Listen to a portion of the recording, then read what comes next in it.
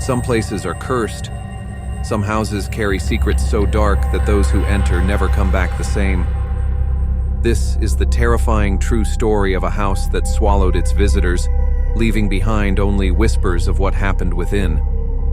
Those who stepped inside spoke of shadows that moved on their own, eerie whispers in the dead of night, and something watching from the darkness. And then, one by one, they disappeared.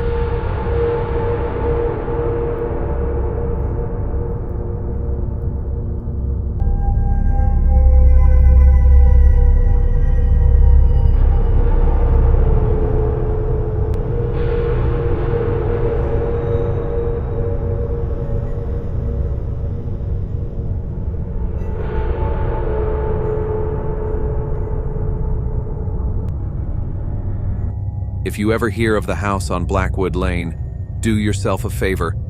Never step inside. It all started in the quiet town of Millfield, a place where nothing much ever happened.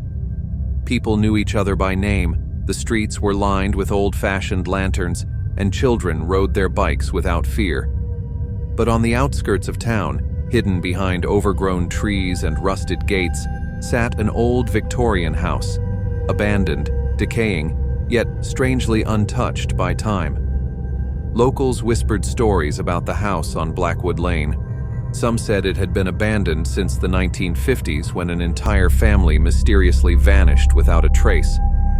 Others claimed the house was never truly empty, that something lived inside, waiting.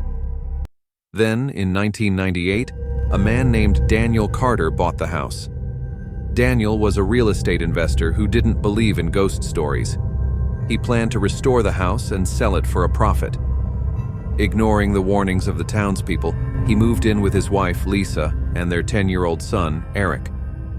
The first few nights were quiet, except for the creaking of old wooden floors and the occasional rustling of leaves against the windows. But then, the noises started. Soft footsteps echoed through the halls at night. Doors that were shut would be found wide open in the morning. Eric woke up crying, saying he heard someone whispering his name from inside the closet. Then, one night, Lisa heard a soft knock at their bedroom door. Thinking it was Eric, she got up and opened it. No one was there. As she stood in the hallway, she felt something cold brush past her, like an invisible hand running across her skin. The air grew thick, suffocating. The hallway light flickered once, twice, then went out completely. She didn't sleep that night.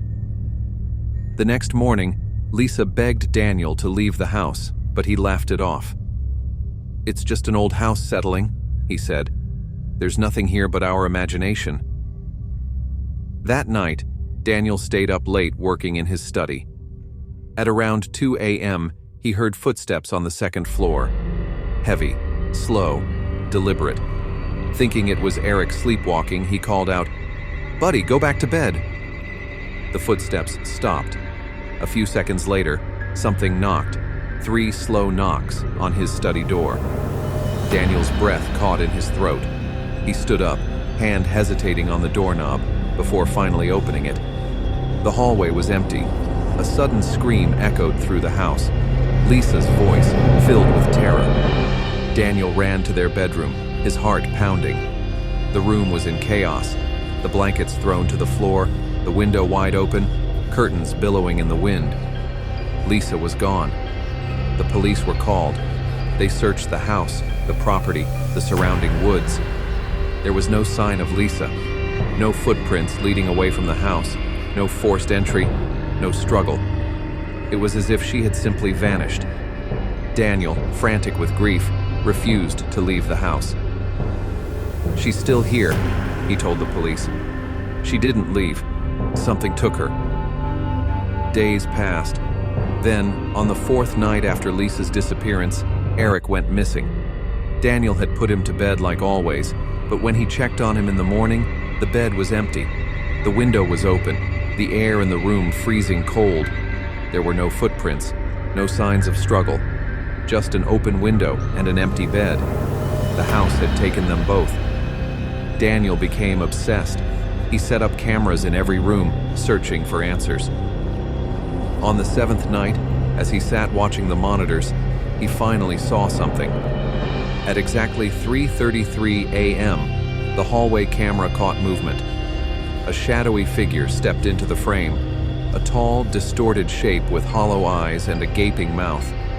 It turned its head slowly, staring directly into the camera. Then, in a voice that sent ice through Daniel's veins, it whispered, "You are next." The screen went black. Daniel felt an unbearable chill run through him. He turned to grab his phone, but before he could reach it, the lights flickered and died. The air around him grew heavy. A deep, guttural whisper filled the room. "Join them." Suddenly, the shadows in the corners of the room stretched and twisted, creeping toward him. He tried to run, but his body wouldn't move.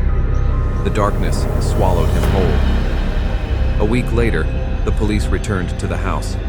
They found Daniel's car parked outside, the front door slightly ajar. Inside, the house was silent. Dust-covered furniture sat untouched. But in Daniel's study, they found his laptop still open, playing a black screen with one flickering word repeating over and over,